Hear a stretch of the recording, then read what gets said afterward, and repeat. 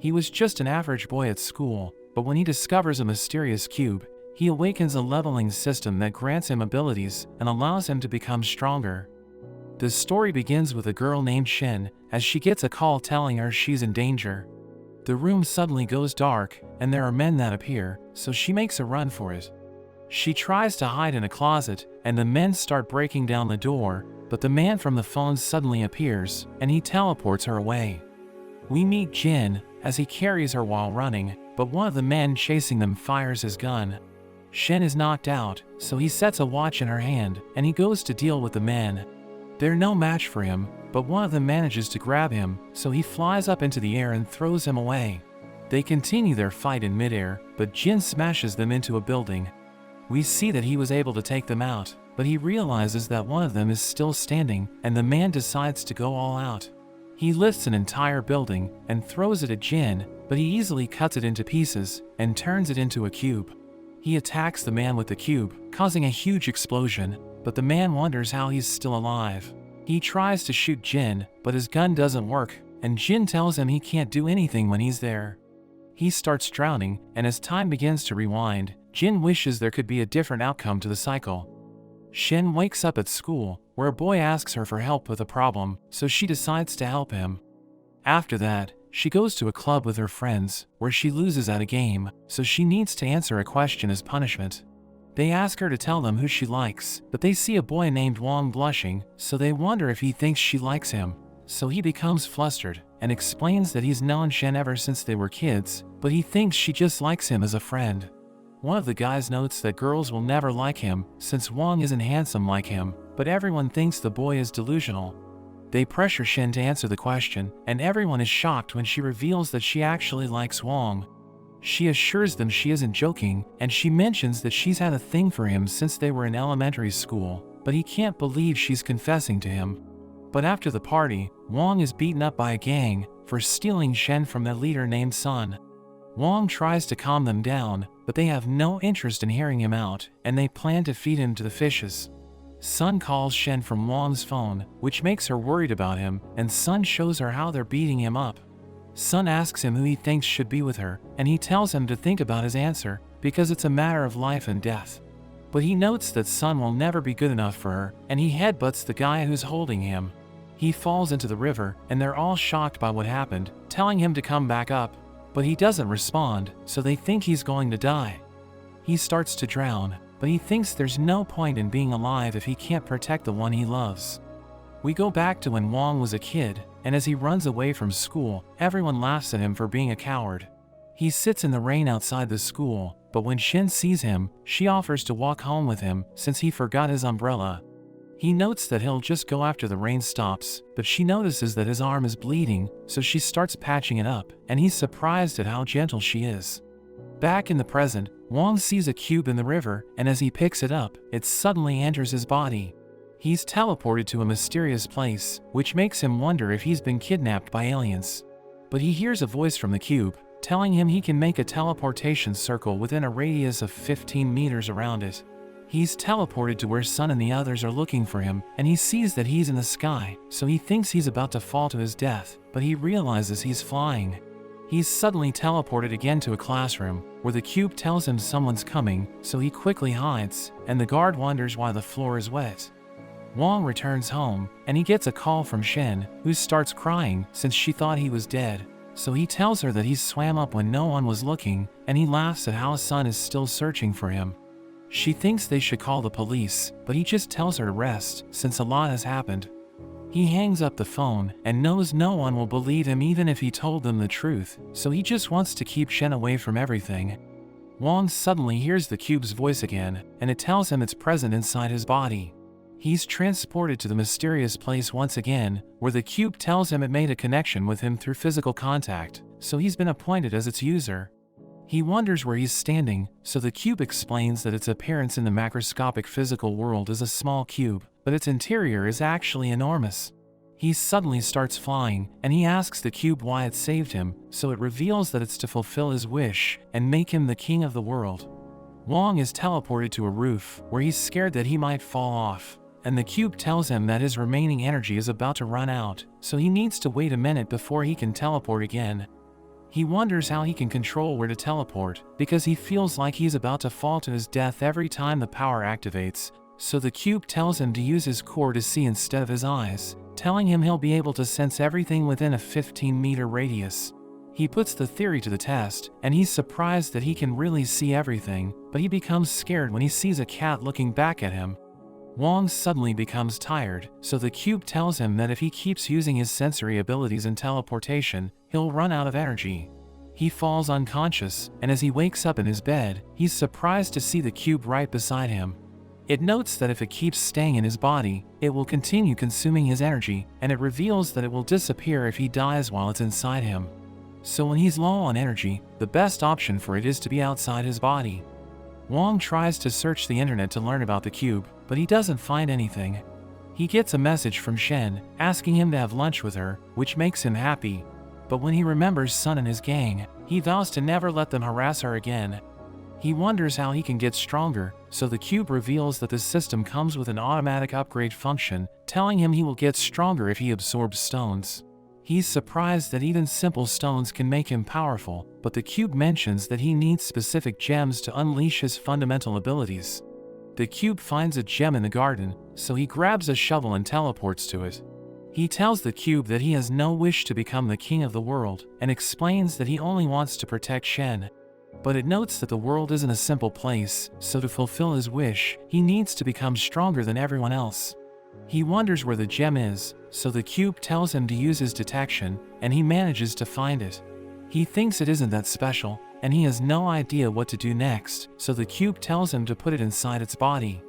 As it eats the gem, Wong feels himself getting stronger, and the cube mentions that 2 points have been added to his strength, and 1 point has been added to his endurance. It notes that the modifications are following his DNA, so he'll quickly get stronger and become the king of the world. The next day, Wong is late for school, so he rushes to his classroom, where Shen yells at him for hanging up on her. Sun arrives with his gang, and Shen wonders what he's doing there, but Wong tells her to go back to her seat. As they approach Wong, he asks the cube if he can handle them, so it explains that he can easily defeat them because his combat power is at 22, while their average is only 5. Shen tells Sun to leave them alone, but he calls Wong a coward, since he's using her as a shield. She stands up for him, but he apologizes for troubling her, and tells her he will handle it. Sun grabs onto him, asking him why he's talking back, but he easily grabs his hand, and Sun can't believe how strong he is. He warns Sun not to disturb them again, or he won't be responsible for what happens next. The teacher arrives, and Sun tells Wong that if he wants to keep Shen out of their fight, he needs to see him after class. As Sun leaves, Shen wonders what he whispered, but Wong lies and tells her he promised he would leave them alone. After that, Wong goes to meet Sun, who tells him he let him escape before, but he won't let him get away again. He notes that he's a reasonable guy, so if Wong apologizes and agrees to never see Shen again, he'll immediately be forgiven. But he mocks Sun, telling him he's afraid to fight alone. One of the men named Chan steps up to fight him, but the cube tells him that Chan's combat power is only 10, so he isn't worried. He starts attacking Wong, who dodges all of his attacks, and the cube mentions that Chan has already used half of his energy, so he should just wait for the right moment and deliver the finishing blow. Chan continues attacking, but Wong grabs his leg and punches him in the face. He throws him into a wall, which shocks everyone, but Sun starts laughing because his gang has defeated people like Wong before. They all prepare to attack him at once, and the cube tells Wong that he only has a 30% chance of winning. They start attacking Wong, and one of them manages to land a hit on him, but he kicks him in the nuts and sends him flying. Sun knows that if they don't deal with him immediately, he'll be a problem for them in the future, so he orders his men to attack together. Wong takes them on, but one of them manages to grab him, while another kicks him away. He gets back up and struggles to defend himself, but he manages to grab one of them and throws him at Sun. He sees Wong beating up his men, so he starts to get scared, realizing Wong is a monster. He goes towards Sun, and the cube tells him he doesn't have the energy left to fight, but he knows that he needs to take the chance to suppress him. The boss of the South City gang named Han arrives, and he's disappointed that the North City gang couldn't defeat a single person. He calls Sun a rookie, telling him he should be ashamed to call himself the boss of the North City. But Wong interrupts them, and he notes that he doesn't care about the fight between them, but they shouldn't have involved Shen. Huan tells his men to attack, and the cube advises him to run away, because he can't win in a head-on fight. As they rush at him, he teleports to the main switch and turns off the lights. He uses the darkness to his advantage, and as one of them turns the light back on, he's shocked to see that Wong has already defeated everyone. The school administrators arrive with Shen, but they struggle to open the door, and Sun tries to run away. But Wong teleports in front of him, so he begs Wong to spare him, promising not to bother them again. Wong accepts his apology, but under the condition that he confesses and turns over a new leaf. As the administrators open the door, Wong acts like he's being beaten by Sun, and Sun tells everyone he fought with Huan's gang, but Wong accidentally got involved. After that, Wong knows that he needs to absorb more gems to get stronger, so he goes around the city to look for them. But most of them are expensive, and he can't afford them, so he goes into the wild, hoping to find gems that don't belong to anyone. He quickly becomes annoyed, because most of the gems he finds are in places he can't reach. But the cube notes that it has detected an underground area with a strong gem presence. He tries to teleport there, but he's shocked when he fails, so the cube tells him he can't teleport to a completely sealed space. It notes that he needs a crack of at least 1 centimeter to teleport, so he uses his detection to look for a crack, and teleports to the cave. He wonders why it's wet, and as he keeps walking forward, he freaks out as he sees something moving, but he realizes it's just a frog. The cube tells him the gems are in front of him, but he's surprised because it's a dead end. He suddenly feels wind, so he realizes there must be an exit, and he sees a hole. He uses it to teleport to the other side of the wall, where a huge snake is about to eat him, but he teleports away at the last moment. He sees a small platform near the gems, and he knows that if he teleports there, he'll fall to his death, so he decides to go down and climb up slowly. The snake keeps following him, and it's about to attack, but he teleports away once again. He ties a rope to a rock, and the cube tells him there are 12 gems in the area, so he cries tears of joy. He starts breaking the gems, but one of them falls down the pit, so he uses his detection to sense what's down there. He's shocked when he senses the snake behind him, and as it attacks him, he falls off the rock. The snake jumps after him, but it falls into the water while he's saved by the rope. But he also falls after the rope breaks, and he tries to fight off the snake with his shovel, but it wraps itself around him. He tries to go inside the cube, but it tells him he can't go inside with any living thing that weighs more than half his weight. He stabs the snake with his shovel, so it lets him go, and he quickly goes inside the cube.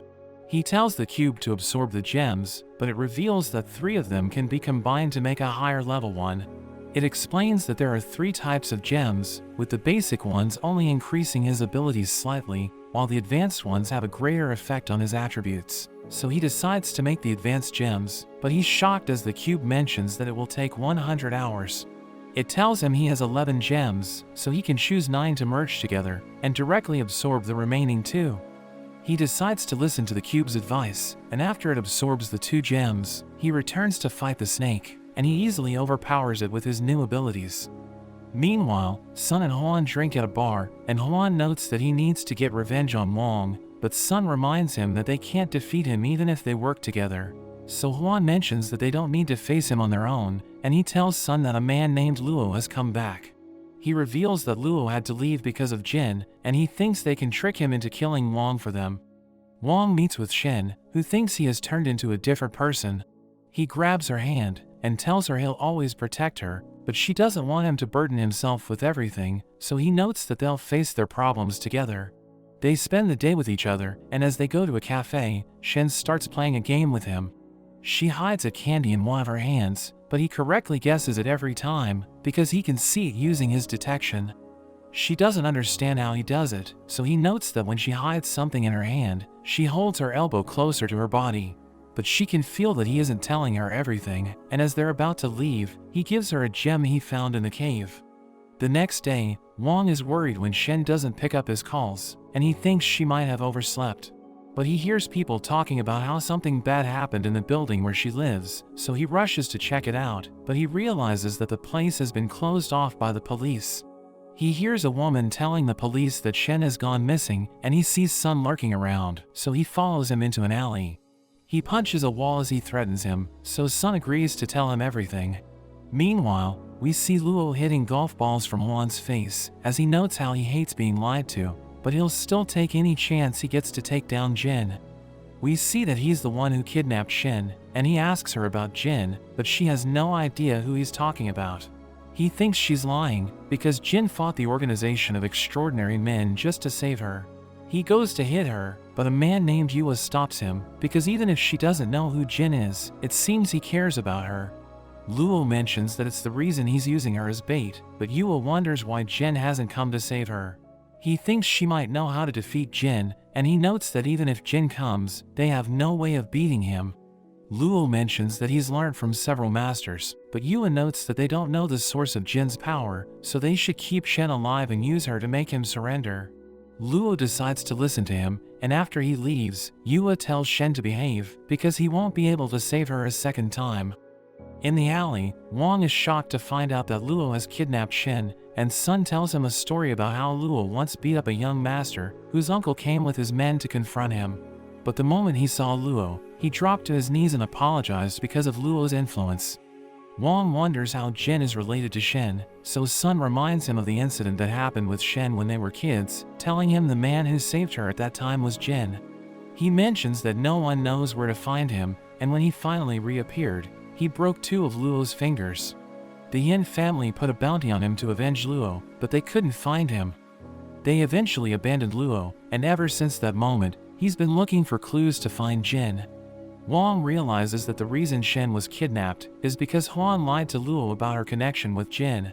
Sun mentions that he was planning to work with Huan, but he decided to quit because Luo isn't someone he can deal with. Wang still decides to save Shen, which shocks Sun, but he tells him to call the police and tell them everything. Wang arrives outside the building where Shen is being held, and the cube confirms that she's inside, since it can detect the gem he gave her. Meanwhile, Luo asks Yua if he thinks they can defeat Jin, and Yua mentions that with the help of Master Chu and the Million Martial Arts Alliance, they will at least be able to injure him. Chu uses a puppet to tell them he isn't just someone they hired to fight, because he's there for revenge as well, and Luo notes that he'll do anything to kill Jin. The cube detects 7 powerful energy waves in the building, and Wang wonders if the advanced gems have been completely synthesized, but the cube mentions that it will take 30 minutes. One of Luo's men named Pablo sees Wang and reports it to Luo, who thinks Wang is a nobody, so he tells his men to get rid of him. Wang comes across a locked door, and he prepares to break it open, but Pablo stops him, warning him that there's a superpower barrier around the door. So he'll only hurt himself if he tries to break it, and the cube mentions that Pablo's combat power is 52, while Wang is only at 50. He tells Pablo he's trying to save someone, and Pablo mentions that his order is to kill anyone who tries to go upstairs, but Wang refuses to back down. As they prepare to fight, Luo shows Shen their live feed, and he wonders how long Wang will be able to survive. Wang kicks Pablo in the face, but it has no effect, and they start attacking each other. Wang manages to land a hit, but he grabs his arm and smashes him to the ground. He tries to stomp on Wang's face, but he manages to move just in time. Pablo is impressed by how strong he is, but he still thinks he's a rookie compared to him. They continue fighting, and Wang sends him flying into a wall, which makes him angry. But Wang suddenly pulls out a hammer and uses it to knock Pablo out. He takes his key and opens the door, but as he moves forward, a man named Chad throws a knife at him. He manages to dodge it, but Chad kicks him in the face, and he almost falls off the stairs. Chad is surprised that someone so weak was able to beat Pablo, and Wang promises to make him pay for attacking him, but he goes to the next floor and tells him he'll be waiting. Wang pulls himself up, but he's shocked when the cube tells him that Chad's combat power is 75. He still rushes to the next floor, where he comes across a dark room and realizes that Chad plans to attack him from the shadows. He throws his knife at Wang, who manages to dodge it, but Chad uses his powers to make it return. Wang dodges it again and kicks him away, but he disappears into the shadows. He thinks about how he's been training in the dark ever since he was a child, which has given him the ability to locate things by sound, so no one can defeat him in the dark. He rushes towards Wang, but he just gets slapped in the face, so he wonders if his presence wasn't completely hidden. He starts moving with ridiculous speed and tries to land an attack, but Wang summons a bat and hits him in the balls to defeat him. Meanwhile, we meet a man named Stone as he tells his companion Koi that Wong has defeated Chad. He thinks Wong will be eliminated by Wolf, but she's excited to fight him if he manages to survive. Wong runs into Wolf, and he immediately tries to hit him with his bat, but Wolf blocks the attack and slams him to the ground. He starts choking Wong out, while the cube tells him that the advanced gems will be formed in 1 minute. So he summons a knife and tries to hit Wolf, but he blocks it and plans to punish him for fighting dirty. He manages to get out of the chokehold and punches Wolf in the stomach, but it only hurts his own hand. He dodges Wolf's attack, but he can't believe the floor was destroyed, and Wolf continues to chase after him, so he tries to fight back, but Wolf just grabs his leg and slams him down. Wolf breaks his arm and finishes him off with a punch that completely blows him away. But the gems are finally complete, and Wong gets back up like nothing happened. Wolf is impressed he can still stand, and he rushes forward, but Wong suddenly hits him with a barrage of punches. But he coughs up blood, and the cube reveals that the system is trying to expel toxins from his body. Wolf uses the opportunity to attack, but Wong hits him first and brings him to his knees. He can't believe how strong Wong is, and he mentions how Wolf was enjoying himself earlier, but he notes that it's now his turn. He smashes Wolf in the face, which blows him through a door and knocks him out cold. Luo becomes angry, since the men he hired couldn't even beat a single person, but Yua assures him that Wong will soon be defeated. He mentions that Koi came there with a restriction bracelet, and when she takes it off, it will be better if they just leave the building. Wong struggles to climb the stairs, and he wonders what the combat power of the next enemy is, but the cube isn't able to calculate it. He continues to move forward, but the cube tells him to stay calm because his psychological readings are off the charts. But he notes that he's nervous because he doesn't know how strong his next opponent is. He reaches the next floor and sees Stone and Koi waiting for him. Koi suddenly uses a device to scan him, and she's surprised to see that he isn't a superhuman. She becomes excited when she realizes he's a body refiner and thinks he can help her improve her abilities. She introduces herself and shakes his hand, but she suddenly punches him in the face. He punches her back, but instead of getting angry, she's excited to see how pure his energy is. He thinks she's a pervert, so he tells her to get away, but she hits him with a barrage of punches. She kicks him into a wall, and Stone tells him to accept that he's no match for her. He decides to fight her seriously and punches her in the face, but she's happy that he's hitting her and asks him to do it harder. She kicks him away, but as she's about to rush at him, Stone stops her and tells her to calm down. He notes that she shouldn't activate her powers, but she knows that she needs to get stronger so that they can live freely.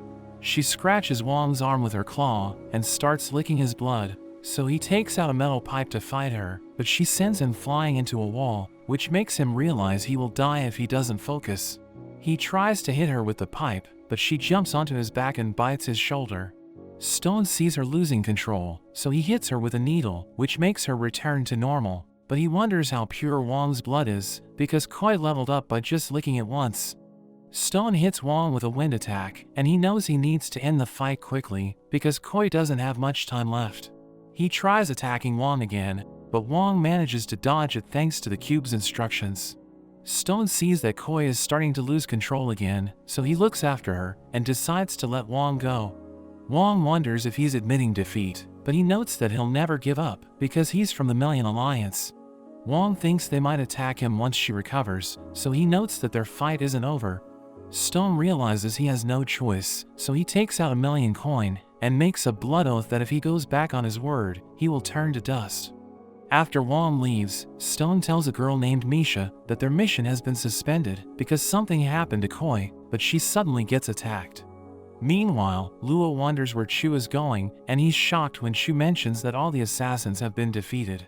He thinks Jin must have come there, but Chu notes that he has found a more interesting target. Yua notes that the Million Alliance has made a truce with Wong, so it's best to evacuate, but Luo refuses to leave. Chu starts walking away, and Luo offers him triple the money to take care of Wong, but he attacks Luo, telling him not to use money to order him around. Wong breaks through to the next floor, and he thinks only 2 enemies are left, because when he arrived at the building, the cube told him there were 7 people there. But it mentions that one of them has suddenly disappeared, so he only has 1 enemy remaining. Chu appears and introduces himself, and Wong is shocked as the cube tells him his combat power is 7, but the interior of his puppet is complex, and it has an intermediate gem inside it. Chu kicks Wong and sends him flying, and he can't believe what just happened. Chu thinks they're destined to be rivals, because while Wong relies on brute strength, he depends on his techniques. Wong throws bottles at him, but he breaks all of them before they can hit him, and he kicks Wong away. Wong charges back in, but Chu dodges all of his attacks and continues to land blows on him, but he kicks dirt into Chu's eyes, so he takes out his eye drops, but Wong kicks them away. He manages to push Chu back, but he grabs the eye drops and puts them in his eyes, while he continues to fight. Wong smashes him through the floor, but after he gets his vision back, he puts a talisman on Wong's chest and blows him back. He attacks Wong with his puppet, which bombards him with energy blasts, but he dodges all of them and kicks it away. Chu appears behind him and punches his stomach, causing him to cough up blood, but he grabs onto Chu's hair. He tries his best to get away, but Wong uses his full power to punch him and sends him crashing through some barrels. He thinks the fight is over, but Chu gets back up, and he's impressed that his defensive talisman was used up by a single punch. His hair turns white, and as the talismans on his body explode, he notes that anyone who sees him in this form needs to be eliminated. He rushes towards Wong and starts beating him up, and he puts talismans on his body before blowing him back, but he manages to stop himself from falling off the building. Chu attacks him with the puppet's energy blasts, and as Wong grabs onto it, Chu uses it to throw him around the building and into a wall. Chu activates his talismans to weigh him down, and he mentions that one of them costs 700,000, and he uses another talisman to blow him up.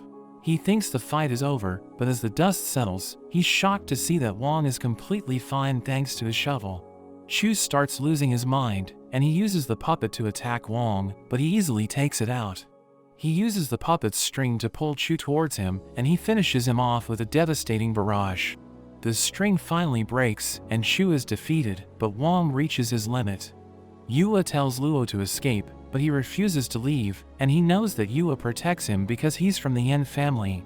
So if he dies a pathetic death, he'll bring shame to their family's name. He notes that he still has a trump card that will change the outcome of the fight, and he mentions that he's been waiting for a chance to get revenge, so he won't let it go that easily. Meanwhile, Chu jumps out of the building and tries using a talisman to blow up the puppet, but he's shocked as nothing happens. Wong jumps out as well, and Chu uses the explosion talismans to attack him, but he dodges them by grabbing onto a crane. He crashes into a pole, and Chu uses talismans on the falling debris to make them float. He stands on one of them and launches the rest at Wong, who struggles to dodge them. Two of them explode, and Wong manages to survive, but Chu attacks him again, and he gets caught in the explosion. But he immediately recovers, and he attacks Chu with his burning fists. They crash to the ground, and we see that Wong is in terrible condition, but as he looks around, he realizes that Chu was able to escape. Wong goes back into the building, where he runs into Huan, and he tells him where Shen is. He frees her, but she tells him to run away, because her chair is rigged with a bomb, which will explode if she stands up. Luo traps them in the room, revealing that it has been reinforced by Chu's powers, so he's confident that they can't escape. Wong puts the bomb inside the cube, but when it explodes, it still hurts him. Luo wonders why there was no explosion, and he sees that Shen is still alive, so he pulls out his gun and shoots her. After he leaves, Wong promises Shen he'll save her, but Jin suddenly arrives and takes her away, telling Wong he can't even save himself. He notes that Wong doesn't know anything about the superhuman world, so he plans to take care of the situation, since everything happened because of him.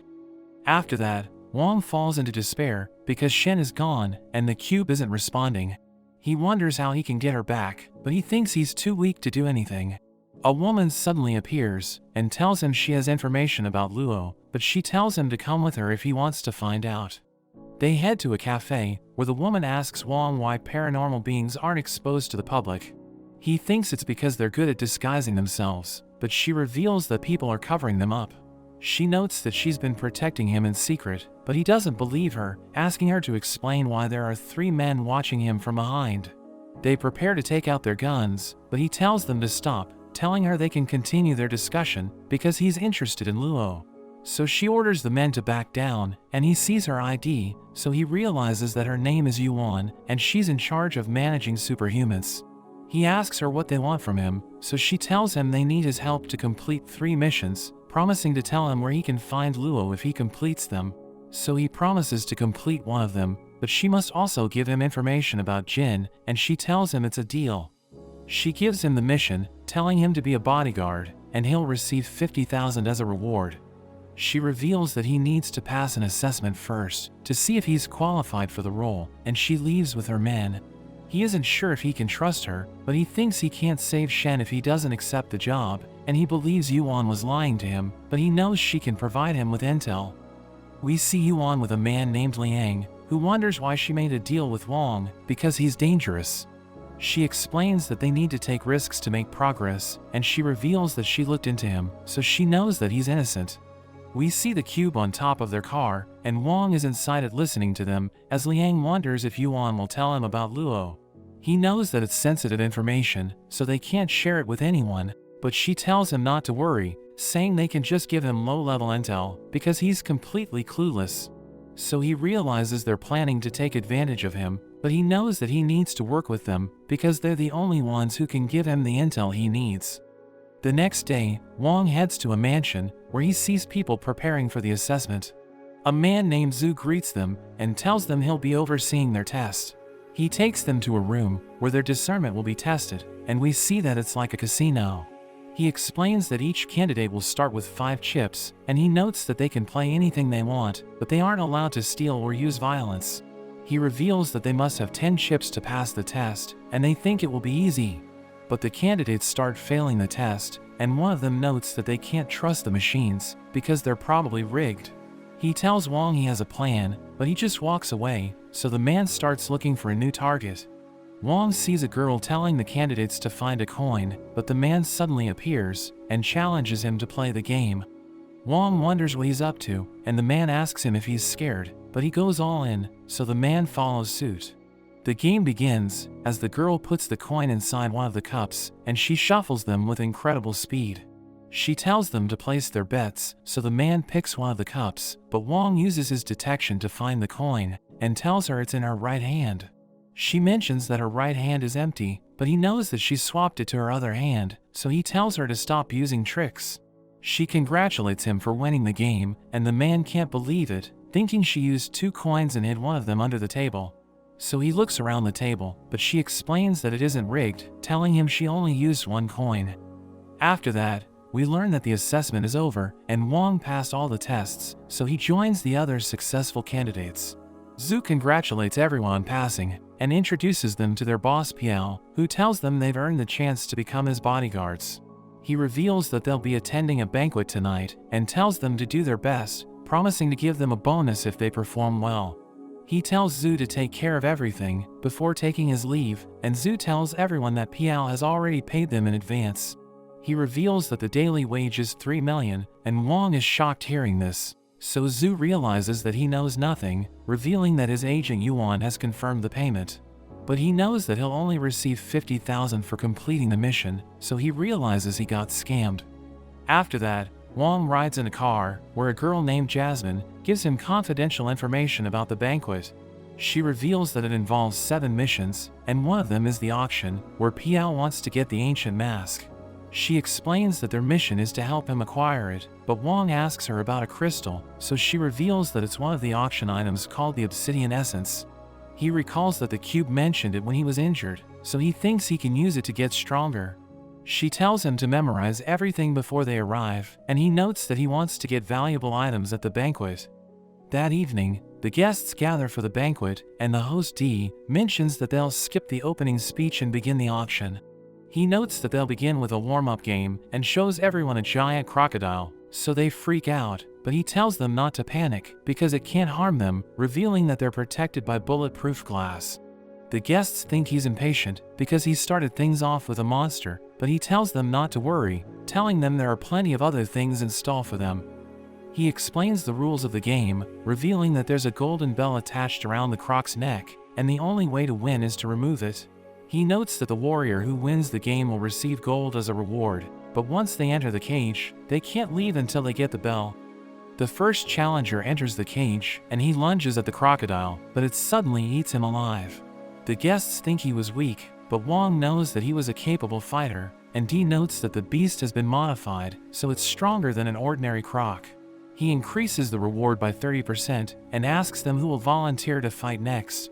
A warrior named Hao mentions that he has seen how the croc fights, so he knows how to defeat it. He enters the cage with throwing spears, but Wong wonders why he volunteered to fight it. So a man realizes he didn't read the contract, because it mentioned that if no one volunteers, someone will be randomly forced to fight.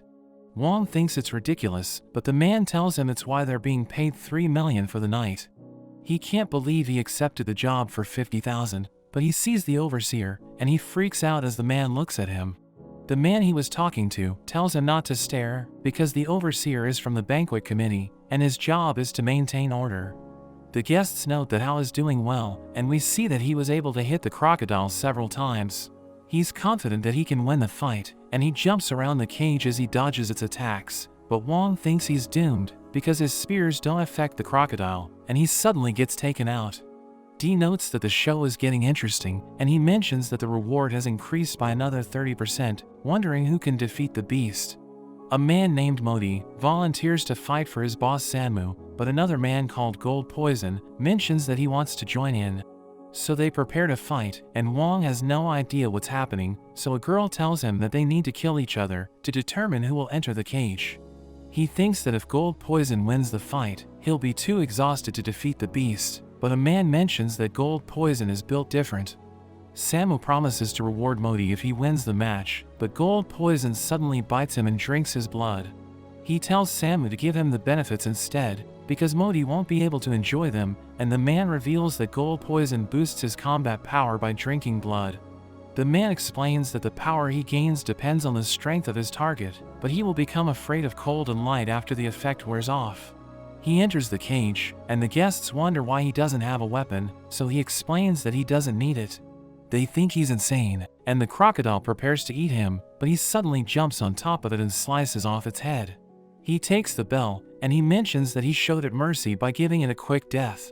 Dee congratulates him for winning the game, but the guests wonder if the show is over, so he tells them it's only beginning, and he shows them the next beast, explaining that it's his company's ultimate masterpiece, which was created by combining the agility of cats with the strength of a bear.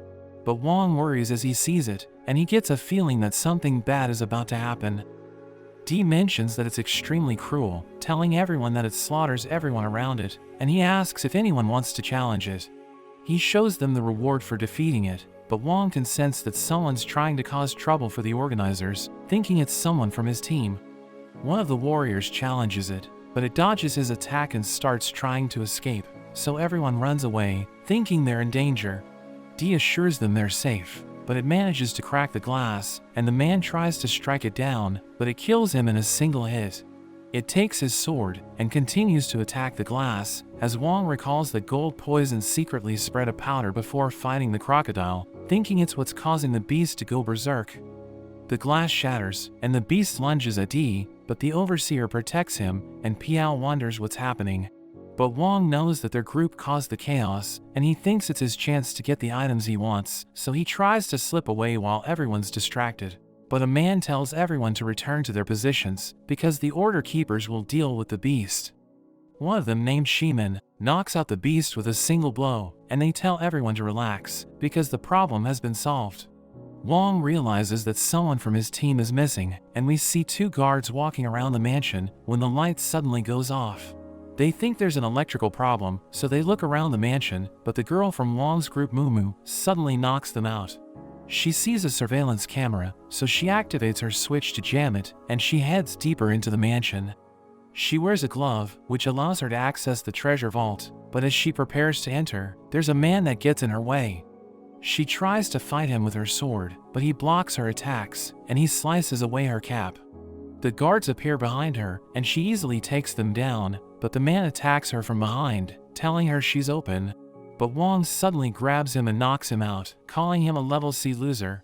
She wonders if Wong is her enemy, but he notes that he's her bodyguard, telling her he knows that she's the real employer, and that her secret mission is to sneak into the mansion. She asks him how he found out, so he explains that her position in the group gave her away because Piao seemed to be protecting her. She notes that the area has been sealed and that the order keepers will arrive in 2 minutes, so he tells her they need to hurry. They enter the vault, and she wonders where D is hiding his treasure, so Wong mentions that he can help her find it, but the order keepers suddenly arrive and open fire. Their leader Mei throws a flash grenade, but Wong manages to deflect it, and it blinds the order keepers. He runs away with Mumu, but the order keepers surround them, and their leader attacks her, while the others gang up on Wong, and Shimin smashes him into the wall. Mumu is also knocked down, and Wong mentions that it's unfair, since it's 3 against 2. They prepare to finish him off, but he tells them they're going to die together, and he reveals a grenade. They brace themselves for the explosion, but they realize it's just a toy, and Wong takes the chance to run with Mumu. They hide in a storage area, where Mumu wonders why he didn't abandon her, so he reveals that he still needs information on Jin and Luo. He knows they can't stay there, because the order keepers will find them soon, but he tells her he has a plan. We see the order keepers in a hallway, and Wong reveals himself, so they wonder why he isn't with Mumu. He tells them he decided to fight them alone, because she would just hold him back, and the order keeper Suga goes to look for her.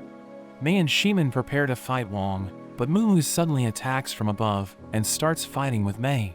Shimin is about to attack her, but Wong knocks him out, and Mumu manages to defeat Mei. Wong breaks through a wall, and they find the treasures in a hidden room, where Wong sees the obsidian essence he's looking for. Mumu takes an ancient scroll, and they use an elevator to reach the lowest floor, where they plan to escape through the sewers. When the order keepers regain consciousness, Mei realizes she was reckless, but their master suddenly arrives, and tells them to eat pills that he brought for them. We see a group of guards waiting for Mumu to come out of the elevator, and Wong wonders why they don't go straight to the last floor, so she explains that she needs to do something before they leave. She sees a camera watching them, so she disrupts it, and tells Wong to stand aside. The guards open fire as the elevator opens, but she instantly cuts them down, and tells Wong they need to act fast.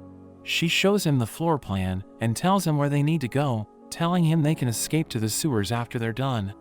As they run around the floor, they see a trail of blood that leads to a door, and Wong thinks they should stay away from it. But Mumu uses her glove to open it, and tells him she needs to take care of something.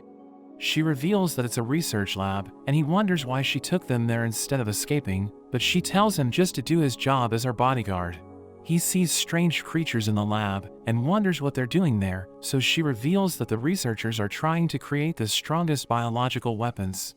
She notes that the scientists believe they can transform lives, but they ignore the risks and hidden dangers of their research, so she thinks they're evil. One of the scientists sees them, but she mentions that the professor is waiting for her, and she tells him that Mumu has arrived.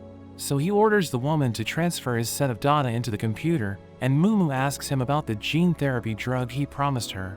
But he reminds her about their deal, telling her she needs to give him the treasure from the vault before he can give it to her. But she wants him to prove that his drug is effective, so he tells her about the Order Keepers, revealing that he enhanced their physical abilities through his research. He mentions that his gene hybridization experiment has shown amazing results, but Dee ordered him to stop it since he wanted to create biological weapons for the military instead. He reveals that he doesn't enjoy studying animals, so he prefers to experiment on humans, and he thinks there's nothing wrong with it, because sacrifices are necessary to achieve greatness. He thinks he's close to solving all biological genetic problems, but Mumu suddenly threatens him, asking him if he has the drug that can save her grandfather.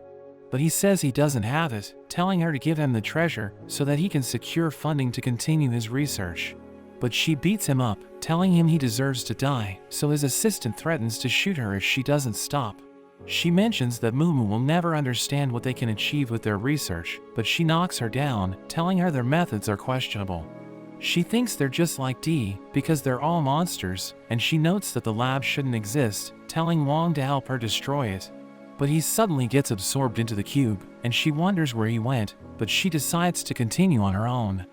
The cube mentions they haven't talked in a long time, but it reveals that the system was rebooted after it was upgraded, since he absorbed the obsidian essence, which also improved all of his skills.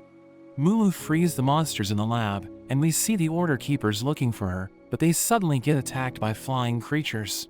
Suga uses his flames to burn them, and Mei knows that they came from the lab, wondering how they were able to escape.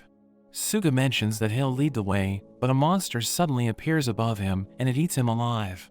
The guards open fire, but the creature lunges at them and it's about to eat one of the men, but Mei pulls it away and Shimin is able to take it out.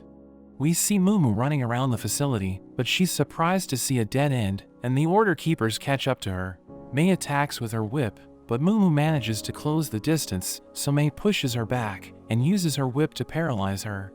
Shimin blows her away, and Mei notes that they can't leave because they've taken their pills.